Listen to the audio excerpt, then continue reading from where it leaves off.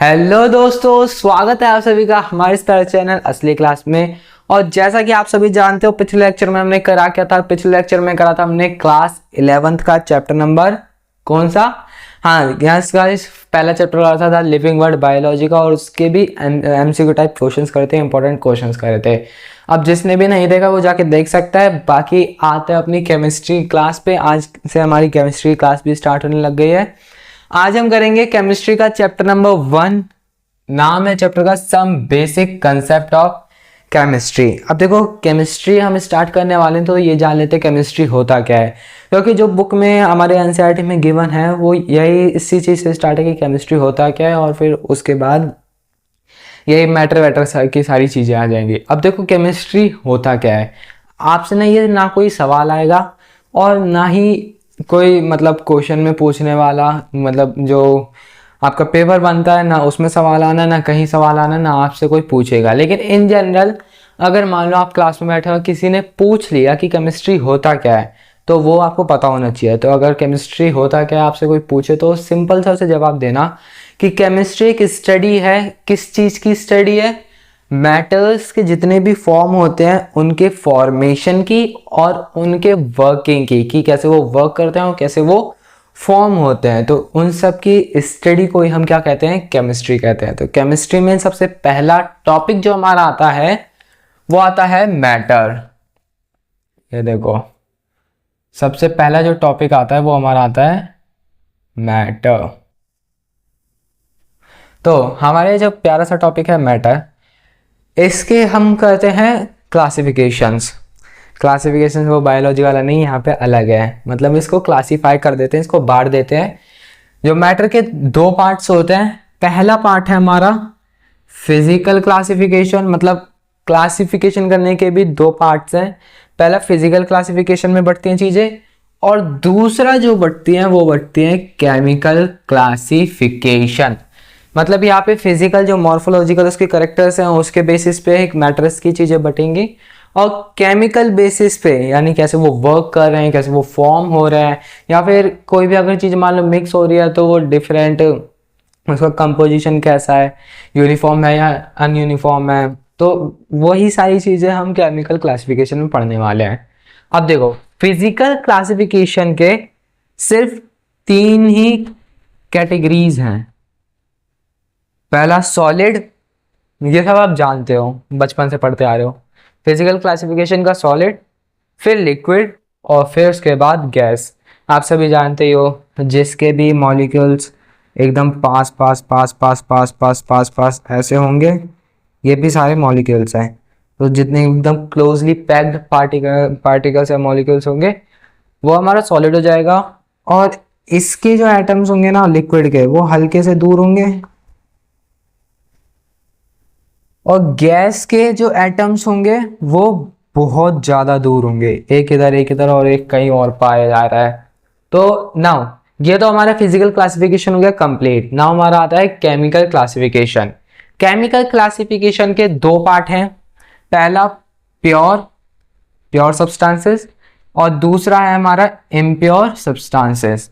Pure substances में भी हमारे दो पार्ट आते हैं। पहला हमारा एलिमेंट और दूसरा कंपाउंड। देखो, प्योर सब्सटेंसेस वो होते हैं जिनके जैसे कोई दो चीज़ें मिल रही हैं और तीसरी चीज़ बन रही है, तो जो दो चीज़ों का रेशियो होगा बाय मास वो इक्वल होना चाहिए। जैसे एग्जाम्पल के लिए हम इधर लिखते हैं H2O है। अब मान लो H2O के मेरे को दो मॉलिक्यूल्स चाहिए, तो मैंने यहाँ पे लिख दिया 2H2O। अब इनका रेशियो निकालते हैं। चलो, बाय मास बाद में निकालेंगे, पहले नॉर्मल रेशियो निकालते हैं। हमारे H के कितने मॉलिक्यूल्स यहाँ पे हैं? एटम्स हैं 2। ऑक्सीजन के कितने हैं? 1। तो इसका रेशियो कितना बना? 2:1। और अब इसका देखते हैं, इसके कितने मॉलिक्यूल वो एटम्स है? हाइड्रोजन के 4, और ऑक्सीजन के कितने हैं? 2। तो इसका जो रेशियो बनेगा ये भी बनेगा 2:1। मतलब जिसमें रेशियो जो मास के द्वारा वो फिक्स हो वो हो गए प्योर सब्सटेंस। और फिर जो इम्प्योर है, इम्प्योर जिनमें रेशियो फिक्स ना हो। अब जैसे मान लो आपने एक गिलास लिया, ये रहा आपका ग्लास, ठीक है। ग्लास में यहाँ तक पानी है, ठीक है। और आपने दूसरा ग्लास लिया, दूसरे ग्लास में भी यहीं तक पानी है, दोनों में बराबर बराबर पानी है। नाउ पहले ग्लास में हमने 1 चम्मच वो डाली, क्या, चीनी, और दूध या चीनी बना देते हैं, 1 चम्मच भर के चीनी डाली है। और दूसरे वाले में जो हमने डाली है ना चीनी, वो सिर्फ कुछ दाने ही डाले हैं। यहाँ पे भर के चीनी डाली है और यहाँ पे कुछ दाने चीनी डाले हैं। तो अगर मैं इस सोल्यूशन का नाम पूछूं तो आप यही कहोगे ना, शुगर प्लस वाटर। अब शुगर प्लस वाटर में ये डिस्क्राइब नहीं कर रखा कि वाटर कितना होगा, शुगर इतना ही होना चाहिए। मतलब एक दाना भी डाल दो तो भी वो शुगर प्लस वाटर है, और अगर 1 चम्मच या 1 बोरा भर के भी चीनी डाल दो तो भी वो शुगर प्लस वाटर ही है। या सेम वही चीनी के साथ भी हो सकता, मतलब चीनी के साथ भी हो सकता है। चीनी अगर हम 1 चम्मच ले और उसमें हम पानी डाल दें, कितना, 1 गिलास डाल दो, तो वो भी शुगर प्लस वाटर ही है। और 1 चम्मच चीनी में भी आप 1 बूंद पानी डाल दो, वो भी शुगर प्लस वाटर ही है। लेकिन अगर हम H2O में सिर्फ 1 हाइड्रोजन लें और ऑक्सीजन हम भी 1 ले लें, तो ये क्या, ये पानी बन जाएगा? नहीं, ये पानी नहीं बनेगा, ये एक अलग कंपाउंड बन जाएगा। तो यही प्योर और इम्प्योर का मेन जो डिफरेंशिएट है ना, डिफरेंशिएट किस पे करते हैं, वो इन्हीं कंपोजिशन पे करते हैं। तो प्योर के भी 2 टाइप हैं हमारे पास, एक है एलिमेंट और एक है कंपाउंड। और ये चीज नोट डाल लेना कि जो एलिमेंट है ना वो प्योरेस्ट फॉर्म, जैसे कहते हैं ना एकदम प्योरेस्ट, लिख देता हूं मैं यहां पर, प्योरेस्ट, एकदम प्योरेस्ट फॉर्म है किसकी, मैटर की। क्यों? क्योंकि यहाँ पे जो एलिमेंट्स में जो कंपोजिशन बनते हैं, जो जितने भी ये कंपोनेंट्स बनते हैं कंपाउंड में, कंपाउंड कह रहा हूँ, एलिमेंट में, वो डिफरेंट डिफरेंट कंपोनेंट्स नहीं होते, वो एक ही कंपोनेंट्स होते हैं। जैसे CO मान लो, कोई भी कॉपर का है CO, या फिर आपने वो देखा होगा, हाँ, O2। O2 में यहाँ पे 2 ऑक्सीजन के जो वो हैं, क्या कहते हैं उसे, एटम्स, वो मिक्स होकर हमारे एलिमेंट्स बन रहे हैं। लेकिन कंपाउंड में आप मान लो CO2, यहाँ पे 2 एटम्स जो हैं वो ऑक्सीजन के हैं और 1 एटम जो है वो है कार्बन का। तो एलिमेंट और कंपाउंड आपको यहाँ समझ आ गया कि मेन डिफरेंशिएट किस पे है, कि यहाँ पे जो है ना वो प्योर फॉर्म है मैटर की। क्यों? क्योंकि यहाँ पे जो दो या 2 से ज्यादा भी चीजें बन सकती है, जैसे एसेट हो गया सल्फर का, है ना, तो वैसे सल्फर के 8 एटम्स मिलके एक सल्फर का वो बना रहे हैं, अगर उससे मॉलिक्यूल बना रहे हैं। और O2 ऑक्सीजन का एक मॉलिक्यूल बनेगा 2 ऑक्सीजन के एटम से मिलके। लेकिन यहाँ पे कंपाउंड जो बनता है, कंपाउंड डिफरेंट डिफरेंट कंपोनेंट से बनता है। लेकिन एक बात ध्यान रखना, अगर मैं बोल रहा हूँ ऑक्सीजन, यहाँ पे जो बन रहे हैं ऑक्सीजन बन रहा है, तो ऑक्सीजन की अगर वो निकालूं मैं, रेशियो निकाल, पहली बात तो रेशियो निकलेगा ही नहीं। ऑक्सीजन के डिफरेंट डिफरेंट एटम्स अगर हम ले तो रेशियो निकल सकता है, वरना किसके साथ ही रेशियो निकालेंगे एलिमेंट में। लेकिन इनका जो रेशियो वो फिक्स है।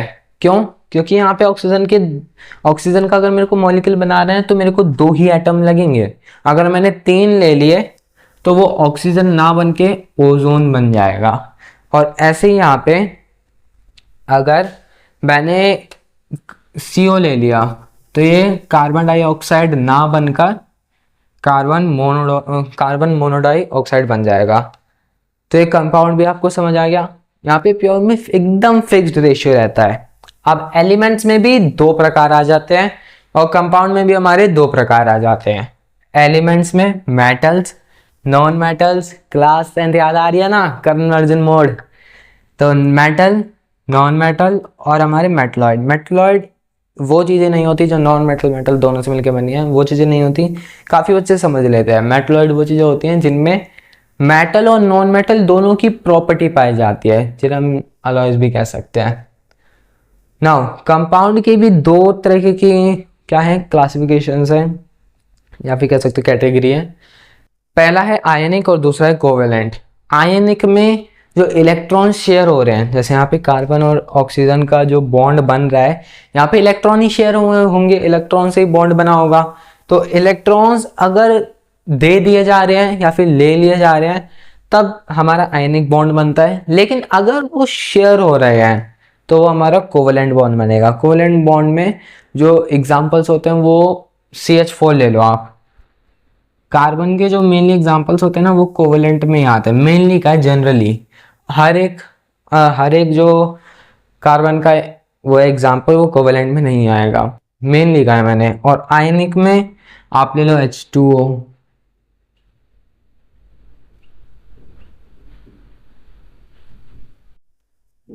या फिर ले लो CuSO4।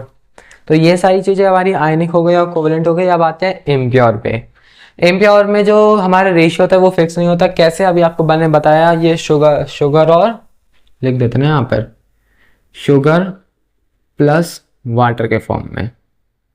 नाउ इम्प्योर ये चीज है, इम्प्योर में भी सिर्फ एक ही क्लासिफिकेशन होता है जो मेनली हम कहते हैं जैसे प्योर और इम्प्योर। अब इम्प्योर के सीधा पार्ट थोड़ी लिख देंगे हम जैसे यहाँ पे लिखा है एलिमेंट और कंपाउंड, वैसे अब इम्प्योर को तो बुरा लग जाएगा, तो इसीलिए इम्प्योर का भी हमने बना दिया मिक्सचर। मिक्सचर भी कोई ज़्यादा वो वाली बात नहीं है, मिक्सचर भी वही चीज़ है जब दो कंपोनेंट्स मिलते हैं विदाउट एनी फिक्स्ड रेशियो। अब उसके बाद मिक्सचर के भी दो प्रकार होते हैं, पहला होमोजीनियस और दूसरा हेट्रोजीनियस। अब देखो होमोजीनियस क्या होता है ना, यहीं पे एग्जांपल लेके समझाता हूँ। जैसे अब मान लो ये जो है ना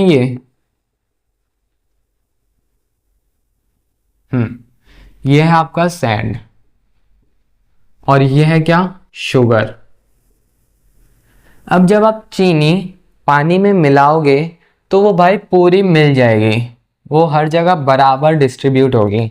मतलब अगर आप यहाँ का जूम करके आप चीनी के पार्टिकल्स निकालोगे और यहाँ का जूम करके पार्टिकल्स निकालोगे चीनी के, तो वो सेम ही बैठेंगे, वो इक्वल अमाउंट ऑफ मतलब एक यूनिफॉर्म कंपोजिशन में बैठ जाएंगे। लेकिन हेट्रोजीनियस में यानी जो सैंड होगी अगर उसको हम मिक्स करते हैं तो वो नीचे सेडिमेंट्स के फॉर्म में बैठ जाएगी। ठीक है, ऐसे ऐसे बना देते हैं। तो यानी यहाँ पे कंपोजिशन जो है, जो यहाँ पे वैल्यू है, क्या दो आप वैल्यू कह दो, कंपोजिशन क्या दो, वो सैंड का यहाँ पे कम है और यहाँ पे ज़्यादा है, तो यहाँ पे वेरी कर गया ना। तो इस वजह से जहाँ पे जो कंपोजिशन है वो डिफरेंट, किसका, यहाँ पे रेशियो नहीं बोला है हमने। अगर आप हल्की सी भी चीनी डालोगे ना वो भी बराबर घुलेगी पानी में, चाहे वो टूट टूट के घुले लेकिन बराबर घुलेगी पानी में। अब जैसे मान लो आपने एक गिलास पानी में पूरी 1 चम्मच चीनी डाल दी तो भी वो पानी मीठा हो जाएगा। लेकिन अगर आपने आधी चम्मच डाली तो ऐसा नहीं है कि आधा पानी खारा रह रहा है आधा पानी मीठा हो रहा है, पूरा की पूरा तब भी पानी मीठा होगा लेकिन थोड़ा कम मीठा होगा। लेकिन वैसे ही अगर आप सैंड में करा, आपने सैंड मिलाई तो आप देखो कि ऊपर ऊपर का जो पानी है, जो ऊपर ऊपर का पानी है, जो टॉप लेवल का पानी है वो एकदम क्लीन होगा, लेकिन जो नीचे है वहाँ पे मिट्टी मिट्टी जम जाएगी। तो नीचे जो है सैंड का कंपोजिशन ज़्यादा हो गया है कंसंट्रेशन, और यहाँ पर कंसंट्रेशन है वो कम हो गया। जब कंसंट्रेशन हर जगह यूनिफॉर्म रहता है, सभी पार्टिकल मतलब जितने भी उसमें क्या है ये कंपोनेंट्स का जो कंसंट्रेशन है होमोजेनियस मिक्सचर में वो यूनिफॉर्म रहता है और हेट्रोजेनियस मिक्सचर में वो बदलता रहता है, वेरी होता रहता है। So this was the whole about matter. और अब चलते हैं इनकी डेफिनेशंस के जरिए भी हम समझते हैं, क्योंकि अभी आपके यूनिट टेस्ट भी होंगे, उनके भी मार्क्स जोड़ते हैं इंटरनल में, और आपके हाफ ईयरली भी होंगे तो उनमें भी इनकी छोटी छोटी 2-2 नंबर में डेफिनेशंस आने के बहुत ज़्यादा चांसेस होते हैं। तो चलिए पढ़ते हैं इनकी डेफिनेशन। सो ये रही हमारी नेक्स्ट स्लाइड, और नेक्स्ट स्लाइड में हम कुछ पढ़ने वाले हैं क्या, टर्म्स, मेनली टर्म्स की डेफिनेशंस। टर्म्स तो हमने पहले भी पिछली स्लाइड में पढ़ चुके हैं। तो पहला जो टर्म है वो है एलिमेंट। एलिमेंट से कहने का मतलब क्या है, element are the purest form of matter. जैसा कि मैंने आपको बताया था कि एलिमेंट जो है वो मैटर की प्योरेस्ट, एकदम प्योरेस्ट फॉर्म है। It is made up of, ये जो बनी होती है वो किससे बनी होती है, सिर्फ एक तरीके के only one type of atom. इससे कहने का क्या मतलब है, जैसे आप देखो यहाँ पे गोल्ड, आयरन और यहाँ पे सिल्वर, तो AuFe और ये Ag ये एक ही तरीके के एटम से मिलके बने हैं, तो ये हो जाएंगे हमारी क्या एलिमेंट। और जैसे हमारा एक और हो सकता था O2, हाइड्रोजन भी ले सकते हो, H2, हाँ। फिर एलिमेंट के बाद हमारा आता है compound. Compounds they are made up of 2 और मोर एलिमेंट्स। ये जो कंपाउंड्स होते हैं वो 2 या 2 से ज़्यादा एलिमेंट से मिलके बनते हैं, लेकिन ये कैसे कैसे कंबाइन टुगेदर होते हैं, which are combine together in a fixed ratio. एक फिक्स्ड रेशियो में इनका जो रेशियो होता है बाय मास वो फिक्स होता है हमेशा, ठीक है। तो इसी रेशियो में, एकदम फिक्स्ड रेशियो में, जब 2 या 2 से ज़्यादा एलिमेंट्स मिले, यहाँ पे देखो एलिमेंट्स मिलने की बात हो रही है, कोई मिक्सचर नहीं मिल रहा है यहाँ पे एलिमेंट्स जब 2 और 2 से ज़्यादा एलिमेंट्स मिल रहे हैं, कैसे मिल रहे हैं, in a fixed ratio by fixed ratio, वो भी किस चीज़ का, मास का। फिक्स्ड रेशियो मास में अगर 2 या 2 से ज़्यादा एलिमेंट्स मिल रहे हैं तो वो कहलाएगा कंपाउंड। एग्जाम्पल के लिए हम ले लेते हैं CO2 और H2O। सिमिलरली नेक्स्ट हमारे पास आता है मिक्सचर। अब मिक्सचर में क्या होता है कि they are made up of 2 और more than 2 substances in any ratio. इसमें जो रेशियो, इसमें तो रेशियो फिक्स्ड है, लेकिन इसमें जो रेशियो है वो कुछ भी हो सकता है। अब जैसे यहाँ पे देखो, यहाँ पे लिखा हुआ था एलिमेंट, लेकिन यहाँ पे क्या लिख रखा है, यहाँ पे लिख रखा है सब्सटेंस, ठीक है। यहाँ पे लिख रखा है सब्सटेंस, यहाँ पे एलिमेंट और यहाँ पे सब्सटेंस। अब क्यों, क्योंकि देखो जो मिक्सचर है ना वो कभी कभार सब्सटेंसेस, यहाँ पे सब्सटेंस इसलिए लिख रखा है क्योंकि मिक्सचर भी एक सब्सटेंस है, एलिमेंट भी एक सब्सटेंस है और मिक्सचर भी एक सब्सटेंस है। लेकिन यहाँ पे एलिमेंट क्यों नहीं लिखा, क्योंकि ऐसा नहीं है कि सिर्फ एलिमेंट्स मिलके ही किसी भी रेशियो में, अगर कोई फिक्स्ड रेशियो नहीं है और एलिमेंट्स को मिला दो वो मिक्सचर बन जाएगा। मिक्सचर तो बन जाएगा, लेकिन ऐसा नहीं है सिर्फ एलिमेंट्स ही बन सकता है। अगर कंपाउंड मिला दो किसी भी रेशियो में, किसी फिक्स्ड रेशियो नहीं है, अनफिक्स्ड रेशियो में मिला दो, या फिर मिक्सचर्स कोई मिला दो, जैसे मान लो हम सब्जी बनाते हैं तो सब्जी में हमने पानी डाल दिया, कोई फिक्स्ड अमाउंट नहीं है, मसाले डाल दिए, है ना, ज़्यादा बन रही है ज़्यादा डाल दिए, और फिर उसके बाद मसाले डल गए, पानी डल गया, और क्या डलता है, आलू वगैरह, जितना भी जो चीज़ डलती हैं ये सारी चीज़ें, ये सारी भी अपने आप में एक मिक्सचर है। जैसे अब हाँ, मान लो मैं बना रहा हूँ क्या, नींबू पानी। नींबू पानी में एक गिलास मैंने लिया ठंडा पानी और उसमें चीनी मिला दी, तो चीनी और पानी का एक मिक्सचर बन गया। और एक जगह मैंने नींबू का रस लिया और उसमें हल्का सा नमक मिला दिया, एकदम चुटकी सा नमक, तो वो भी एक मिक्सचर हो गया और ये भी मिक्सचर हो गया। अब जब इन दोनों को मिलाएंगे तो बनेगा नींबू पानी, और नींबू पानी में क्या मिक्सचर है। तो ऐसा नहीं है कि सिर्फ एलिमेंट्स मिलेंगे किसी भी रेशियो में, इन एनी रेशियो, तो ही मिक्सचर बनेगा। वो मिक्सचर के रेशियो से भी, मतलब मिक्सचर भी अगर किसी भी रेशियो में मिले तो भी मिक्सचर बन सकता है, यानी मिक्सचर से भी मिक्सचर बन सकता है। तो इसलिए यहाँ पे सब्सटेंस लिखा है। एग्जाम्पल आप देख सकते हैं यहाँ पे, sugar plus water, sand plus water. Now next जो आता है वो है हमारा होमोजीनियस मिक्सचर। होमोजीनियस मिक्सचर क्या होता है, एक ऐसा mixture having uniform composition through out the solution. जब पूरे सॉल्यूशन में जो मिक्सचर का कंपोजिशन है वो यूनिफॉर्मली बटा हो तो उसे ही हम होमोजेनियस मिक्सचर कहते हैं। एग्जाम्पल के लिए आप ले सकते हो sugar plus water. Sugar plus water के अगर टॉप लेयर में भी देखो तो भी उतनी शुगर होगी जितनी नीचे लेयर में है, और नीचे वाले लेयर की देखो तो भी उतनी ही शुगर होगी जितनी ऊपर वाले की है, और सेम कंसंट्रेशन का जो लफड़ा पड़ता है वो सेम पानी के लिए भी यही अप्लाई होता है। और नाउ नेक्स्ट जो हमारा आता है वो है हेट्रोजीनियस मिक्सचर। हेट्रोजीनियस मिक्सचर आखिर है क्या, हेट्रोजीनियस भी वही है, अ मिक्सचर हैविंग लेकिन यहाँ पे यूनिफॉर्म की जगह सिर्फ नॉन यूनिफॉर्म है, बाकी सारी चीज़ें सेम है। अब नॉन यूनिफॉर्म कैसे? जब यूनिफॉर्म कंपोजिशन होगा किसी भी सॉल्यूशन में तो वो हो जाएगी होमोजीनियस, और जब नॉन यूनिफॉर्म कंपोजिशन होगा, जैसे सैंड प्लस वाटर, ऊपर जो कंपोजिशन है सैंड का वो कम है अकॉर्डिंग टू नीचे जो है, नीचे बैठ जाती है ना सैंड, मिट्टी जो होती है पानी में वो बैठ जाती है, तो नॉन यूनिफॉर्म कंपोजिशन हो गया। और जब नॉन यूनिफॉर्म कंपोजिशन होगा तब वो कहला जाएगा हेट्रोजीनियस मिक्सचर। एग्जाम्पल के लिए आप ले सकते हो सैंड प्लस वाटर, और आप ले सकते हो, देखो ये दो एग्जाम्पल है, इसमें बच्चा बहुत कंफ्यूज होता है, एक मिल्क और एक ब्लड।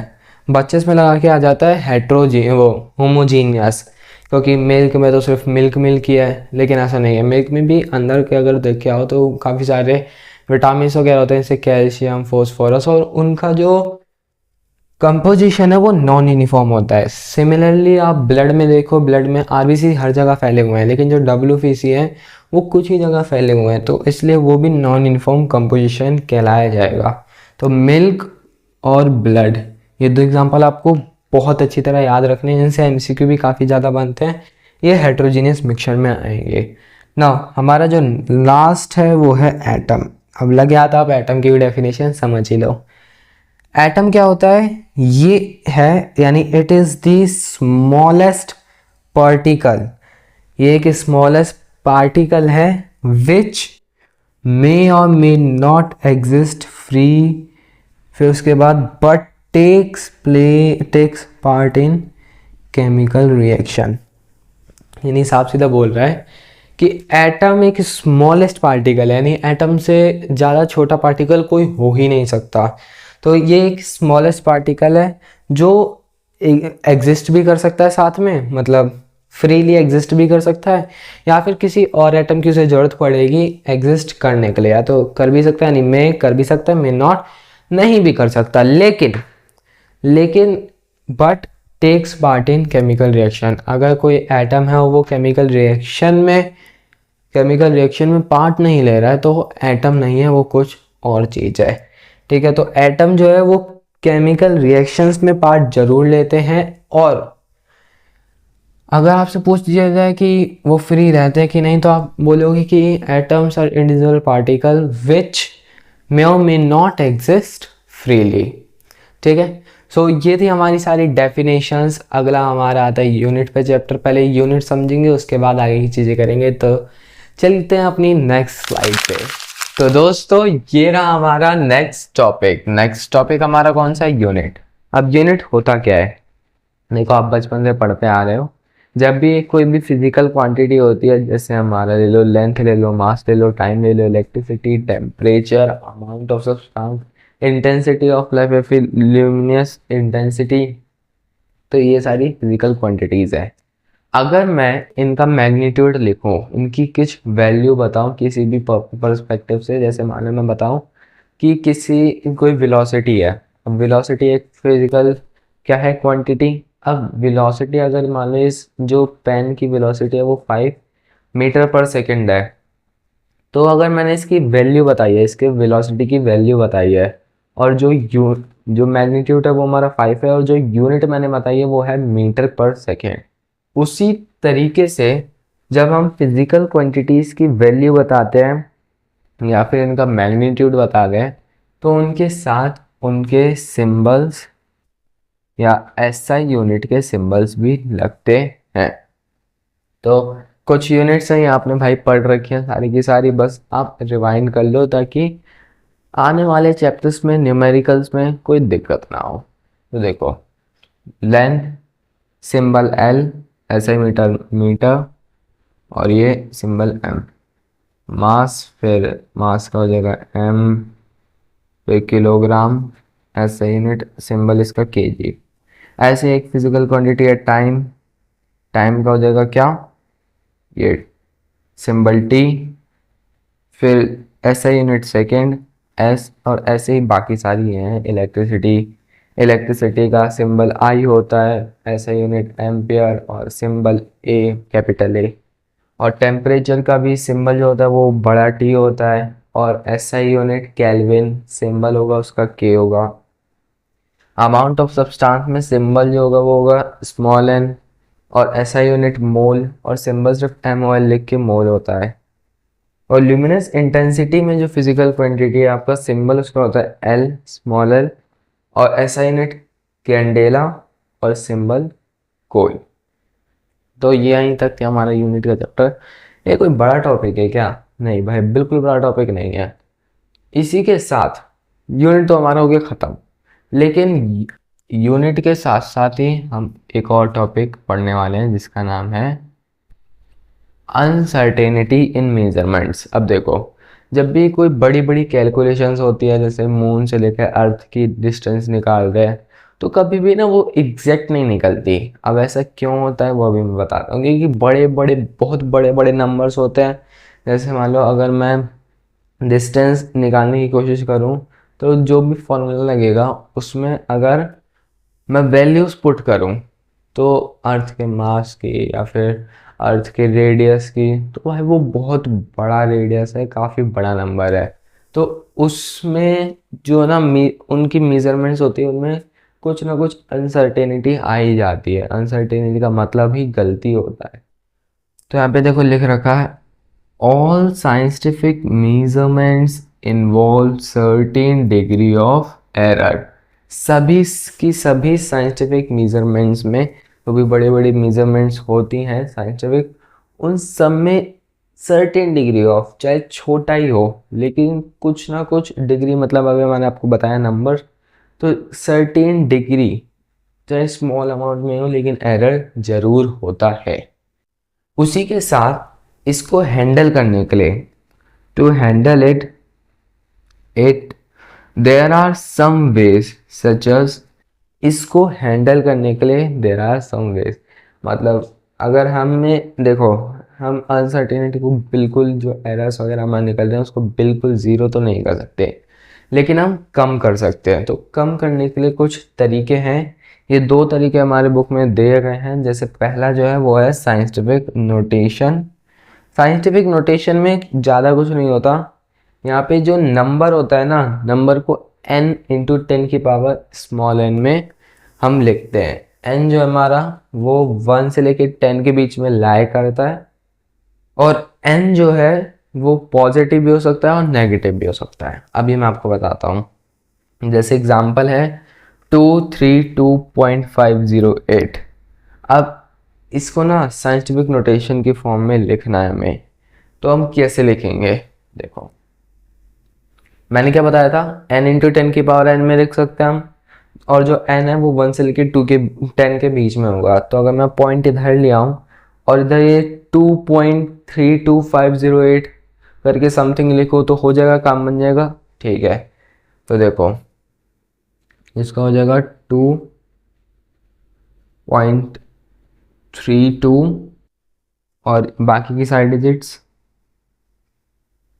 508 इंटू 10 की पावर। अब 10 की पावर क्या लगेगी वो डिपेंड करता है किस साइड आपका डेसिमल ट्रांसफ़र हो रहा है। जैसे अगर decimal left hand side transfer हो रहा है तो जितनी बार ट्रांसफ़र हुआ है उतना आप प्लस कर दोगे, और अगर राइट हैंड साइड, मतलब क्वेश्चन के अगर राइट हैंड साइड ट्रांसफ़र हो रहा है डेसिमल, तो राइट हैंड साइड में जितना ट्रांसफ़र हो रहा है उतने ही आप, जितनी बार ट्रांसफ़र हो रहा है उतने ही आप चीज़ें माइनस में, या जो राइट हैंड साइड में आपकी चीज़ें हैं वो माइनस में चली जाएंगी। जैसे लेफ्ट हैंड साइड में यहाँ पे चीज़ें आ रही है, तो ये हो जाएगा 2.32 इंटू 10 की पावर कितनी, 2। मैंने क्या बताया था, जो लेफ्ट हैंड साइड में जो पावर्स हैं, जो डेसिमल है, अगर ट्रांसफ़र होगा तो कितनी बार हुआ है, यहाँ से एक बार हुआ है और एक यहाँ से हुआ है, तो यहाँ पे +1 और यहाँ पे भी +1, तो +1 और +1 +2, और 10 की पावर पहले कितनी थी, 1 थी, मतलब यहाँ पे 10 की पावर 1 तो नहीं, 0 थी। ठीक है, 0 में अगर मैं +2 कर दूँ तो 10 की पावर 2 हो जाएगी। तो ऐसे एक्सपोनेंशियल मतलब फॉर्म्स में आपको खेलना भी आना चाहिए। उसके बाद ये हो गया हमारा साइंटिफिक नोटेशन। साइंटिफिक नोटेशन के बाद हमारा आता है सिग्निफिकेंट फिगर्स। सिग्निफिकेंट फिगर्स क्या होता है। सिग्निफिकेंट फिगर्स किसी भी नंबर में एक जो प्रमुख रोल निभाते हैं जो नंबर्स, उन्हें हम सिग्निफिकेंट फिगर्स कहते हैं।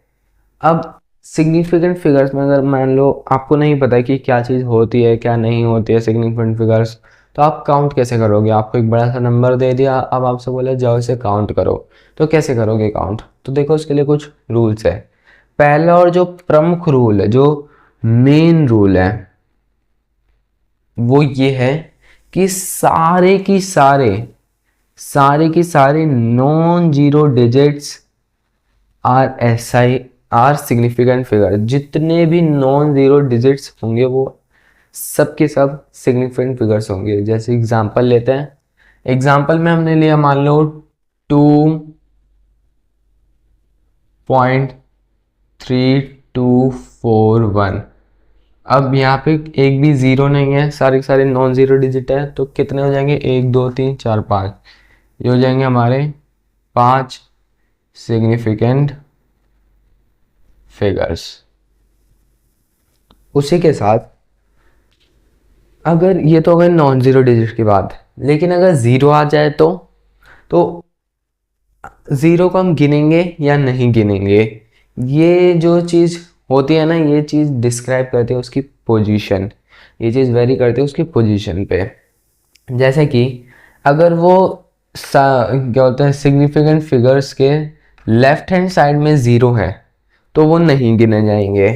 जैसे मान लो इधर लिखा है 001, तो अब इसमें बताओ कितने सिग्निफिकेंट फिगर्स हैं। इसमें सिर्फ एक ही है, क्योंकि ज़ीरो तो लेफ्ट हैंड साइड में वो नहीं गिने जाएंगे, तो इसमें हो जाएगा कितना, एक सिग्निफिकेंट फिगर। वैसे ही अगर बिटवीन सिग्निफिकेंट फिगर्स में हो, अगर सिग्निफिकेंट फिगर्स के बीच में हो, यानी नॉन जीरो नंबर्स के बीच में हो, तो क्या होगा, तो जो ज़ीरोज़ होंगे वो काउंट होंगे। जैसे अगर मान लो यहाँ पे यही लेते हैं हम, मैंने यहाँ पे 1 लगा दिया, अब बताओ ये नॉन ज़ीरो डिजिट, ये भी नॉन ज़ीरो डिजिट, और ये दोनों ज़ीरो डिजिट है, मतलब ज़ीरो हैं, तो ज़ीरो काउंट होंगे, और ये नॉन ज़ीरो डिजिट भी काउंट होंगी। तो कितने सिग्निफिकेंट फिगर्स हो जाएंगी, 4 हो जाएंगी, 2 ज़ीरो और 2 1 है, ठीक है।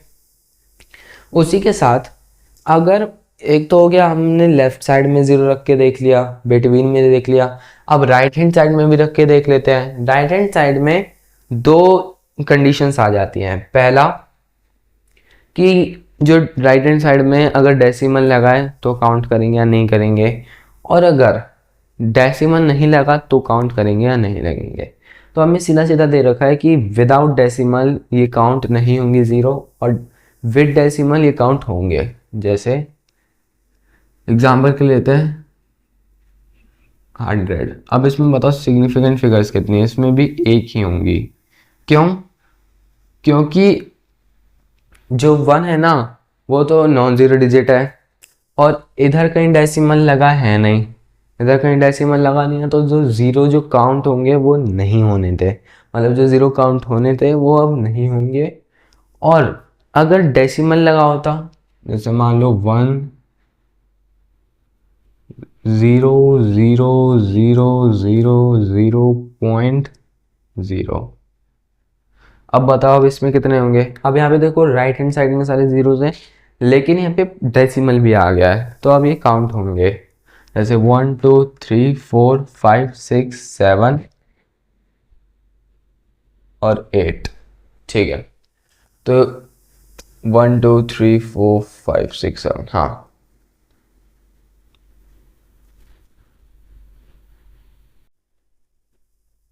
तो इसमें कितने सिग्निफिकेंट फिगर्स हो जाएंगे, 7 सिग्निफिकेंट फिगर्स। एक और बार गिन लो, 1 2 3 4 और वो 3, ठीक है, 3 4 7।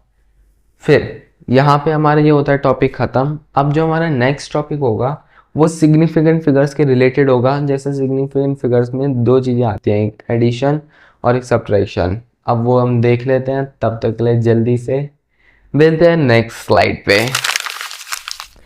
ये रही हमारी नेक्स्ट स्लाइड, और नेक्स्ट स्लाइड का जो पहला टॉपिक है वो ही है addition and subtraction of significant figures. तो देखो एडिशन और सब्ट्रैक्शन मैं एक साथ पढ़ा रहा हूँ, वो भी किसका, सिग्निफिकेंट फिगर्स का। क्यों? क्योंकि आपको कोई भी कंफ्यूजन ना हो कि इनका जो कंसेप्ट है वो अलग अलग है, इनका कंसेप्ट भी एक ही है। अब देखो इसका एक सिंपल सा रूल है। रूल क्या है? Resultant value have the smallest decimal significant figures as the value given in the question. अब यहाँ पे ना एक दो तीन वर्ड्स हैं, डेसिमल सिग्निफिकेंट फिगर्स और रिजल्टेंट वैल्यू। रिजल्टेंट वैल्यू जो ऐड करके सब्ट्रैक्ट करके जो आंसर आपका आएगा वो रिजल्टेंट वैल्यू।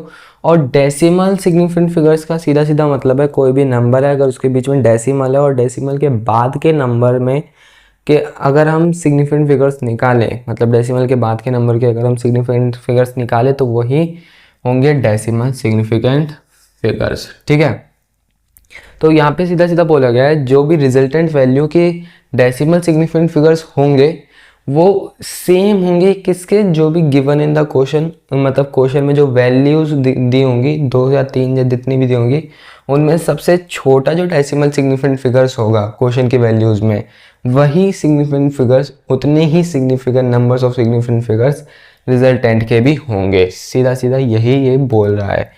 अब एग्जाम्पल देख लो, एग्जाम्पल में लिख रखा है 2.13। अब 138 डेसिमल के बाद की ये डिजिट है। यहाँ पे कितनी सिग्निफिकेंट फिगर्स हैं? 3। और यहाँ पर कितनी सिग्निफिकेंट फिगर्स हैं? 2। और यहाँ पर भी 3, यहाँ पर भी 2। तो अब देखो अगर मैं इनको प्लस करूं तो कितना आंसर आएगा? 8 और यहाँ पे 0 लगाए तो 8, 3 3 6, 1 1 2 पॉइंट 2 और 1 3, ये इसका आंसर आएगा। अब नेक्स्ट वाले का 8 में 0 का 8, 4 में से 3 का 1, 2 में से 1 पॉइंट 2 में से 1, ये इसका आंसर आएगा। अब यहाँ पे 3 डिजिट तक सिग्निफिकेंट फिगर्स आ रहे हैं, लेकिन हमें क्या बोला था सबसे छोटा वाला देखना है। तो सिंपल सी बात है, यहाँ पे 2 वैल्यूज गिवन है, एक ये वाली भी गिवन है, एक ये वाली गिवन है। तो इनमें से हमको देखना है सिग्निफिकेंट फिगर सबसे कम किसकी है, सिग्निफिकेंट सबसे कम इसकी है। तो जो आंसर होगा ना उसमें भी उतनी ही सिग्निफिकेंट फिगर्स होंगी। तो हम 8 को कर देंगे एलिमिनेट और आंसर होगा हमारा 3.26 और डेसिमल के बाद की जो सिग्निफिकेंट फिगर्स होंगी वो होंगी 2। सिमिलरली यहाँ पर भी 2 वैल्यूज दी गई हैं और सबसे छोटा जो सिग्निफिकेंट फिगर है वो 2 है, तो इसमें भी 8 एलिमिनेट हो जाएगा और बचेगा 1.11 और जो सिग्निफिकेंट वैल्यूज होंगी हमारी वो 2 होंगी डेसिमल सिग्निफिकेंट फिगर्स जो होंगी। तो ये था हमारा सिग्निफिकेंट फिगर्स का पूरा टॉपिक। और सिग्निफिकेंट फिगर्स के बाद अभी चैप्टर खत्म नहीं होता, चैप्टर तो बहुत बड़ा बचा है अभी। सिग्निफिकेंट फिगर्स के बाद हमारा आता है राउंड ऑफ, बहुत प्यारा सा टॉपिक है राउंड ऑफ। राउंड ऑफ के भी कुछ सिंपल से रूल है। वो रूल्स हैं कि जो लास्ट, अगर देखो पहला रूल है कि जो last digit of a number, जो नंबर की लास्ट डिजिट है, एग्जाम्पल के लिए लेते हैं हम, जैसे हमारे ये एग्जाम्पल ले लिया हमने 23.648। अब इसका लास्ट डिजिट जो है वो 8 है, ठीक है। अगर वो बड़ा है 5 से, हाँ बड़ा है, सो जो लास्ट डिजिट है जो हमारा LD है वो बन जाएगा 0 और जो उसके प्रीसीडिंग डिजिट है, जो उससे एक कदम आगे जो आ रही है डिजिट आ रही है, उसमें एक ऐड हो जाएगा, मतलब +1 से वो इंक्रीज हो जाएगा। तो अगर मैं इसका राउंड ऑफ करना चाहूँ तो पहले मैं देखूंगा लास्ट डिजिट 5 से बड़ी है छोटी है। अगर बड़ी है तो मैं क्या करूँगा, इसको कर दूंगा 0 और जो प्रीसीडिंग डिजिट है यानी जो 4 है हमारा उसमें कर दूंगा +1। तो इसका जो आंसर बनेगा वो बनेगा 23.65, ये इसका आंसर बनेगा।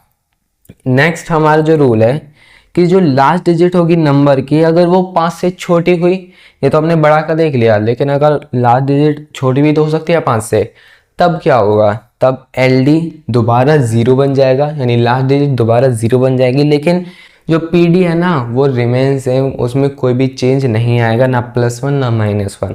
एग्जाम्पल के लिए आप देख सकते हो यहाँ पे जो लास्ट डिजिट है वो है 3।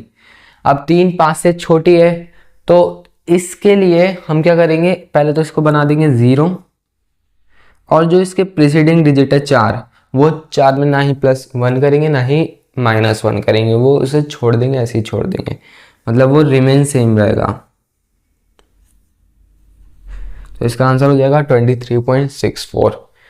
नाउ जो नेक्स्ट हमारा रूल है वो है कि अगर लास्ट डिजिट मान लो किसी भी चांस से 5 के बराबर आ गई, तो मतलब आपने पहले जो बचपन में राउंड ऑफ पढ़ा होगा तो आपने ये देखा होगा कि लास्ट डिजिट जो है या तो वो 5 के बराबर, मतलब बराबर कह रहा हूँ, 5 के बड़ी होगी या 5 के छोटी होगी, तो हम ये कर देंगे। लेकिन ये वाला रूल अभी आता है, तो इसे ध्यान से देखना। अगर जो लास्ट डिजिट है वो 5 के बराबर हो गई, तो यहाँ पे 2 केसेस खुल जाते हैं। पहला, अगर जो लास्ट डिजिट के पहले वाली नंबर है, जो प्रीसीडिंग डिजिट है, वो इवन हुई तो क्या करेंगे, और ऑड हुई तो क्या करेंगे। अगर वो इवन होगी तो इट विल रिमेन सेम, जो प्रीसीडिंग डिजिट होगी वो रिमेन सेम होगी, और जो लास्ट डिजिट है वो किस में बदल जाएगी, 0 में। तो जो लास्ट डिजिट है वो बन जाएगी 0, और यहाँ पे 4 जो है वो एक इवन नंबर है, इसलिए 4 विल रिमेन सेम। तो आंसर हो जाएगा 23.64 राउंड ऑफ करके। अगर लास्ट डिजिट 5 है और PD जो हमारा प्रीसीडिंग डिजिट है वो ऑड है, तो उसमें हम एक ऐड कर देंगे। उसमें अगर हम एक ऐड करें, जैसे अब यहाँ पे एग्जांपल दे रखा है 23.635। अब यहाँ पे जो प्रीसीडिंग डिजिट है यानी जो 3 है हमारा, वो हमारा क्या है, ऑड है। सिमिलरली जो 5 है वो, मतलब जो लास्ट डिजिट है वो 5 के बराबर है, तो 5 का हो जाएगा क्या, 5 का 0 हो जाएगा और 3 में 1 बढ़ जाएगा, तो आंसर हो जाएगा 23.64। सो ये हमारा टॉपिक था राउंड ऑफ का। हमारा बोर्ड भर चुका है, तो चलते हैं अपनी नेक्स्ट स्लाइड में नेक्स्ट टॉपिक की तरफ। और नेक्स्ट टॉपिक होने वाला है लॉज ऑफ केमिकल कॉम्बिनेशंस। तो ये रही हमारी नेक्स्ट स्लाइड, और नेक्स्ट स्लाइड का जो पहला टॉपिक है वो क्या है, लॉज ऑफ केमिकल कॉम्बिनेशंस। जी गाइस, आपने सही सुना, केमिकल कॉम्बिनेशंस। केमिकल कॉम्बिनेशंस क्या होता है, देखो जितने भी केमिकल रिएक्शंस होते हैं या फिर एलिमेंट्स मिलते हैं, कंपाउंड मिलते हैं, मिक्सचर्स मिलते हैं कोई भी नया सब्सटेंस बनाने के लिए, उन्हीं को हम कहते हैं केमिकल कॉम्बिनेशन।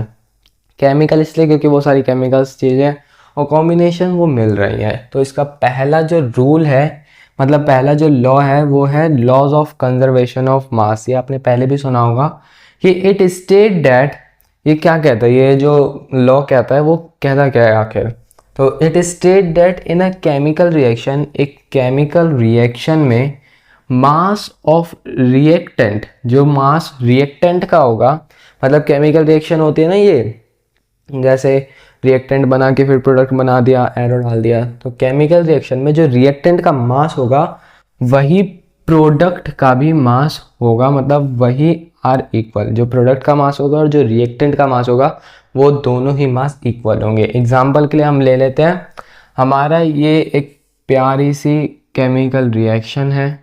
केमिकल रिएक्शन कहते क्या है कि जो हमने हाइड्रोजन लिया गैसियस फॉर्म में, ऑक्सीजन भी लिया गैसियस फॉर्म में, हमने दोनों चीज़ गैसियस फॉर्म में लिया और फिर लिक्विड एक बन के आया जिसका नाम है H2O। अब जो रिएक्शन है वो ये है कि 2H2O प्लस O2 बनाता है क्या, 2H2O, यानी हाइड्रोजन और ऑक्सीजन मेक्स गिव्स वाटर। ठीक है, अब यहाँ पे अगर मैं इसका मास निकालूँ, हाइड्रोजन का एटॉमिक मास 1 होता है, हाइड्रोजन के 2 एटम है तो 2 हो जाएगा, और 2 इंटू कोफिशिएंट भी है 2 तो 4 हो गए ये। और ऑक्सीजन का एटॉमिक नंबर होता है, मतलब एटॉमिक मास होता है 16, और 16 इंटू 2 32।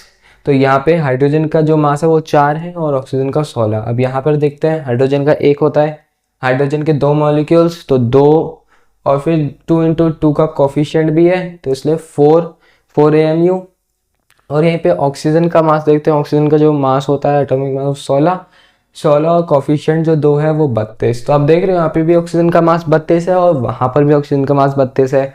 यहाँ पर भी हाइड्रोजन का मास जो है वो 4 है और वहाँ पर भी 4 है। तो यही ये लॉ कहता है कि जो इन केमिकल रिएक्शन रिएक्टेंट और प्रोडक्ट का जो मास है वो इक्वल है। नाउ बढ़ते हैं अपने नेक्स्ट लॉ की तरफ, law of constant proportion.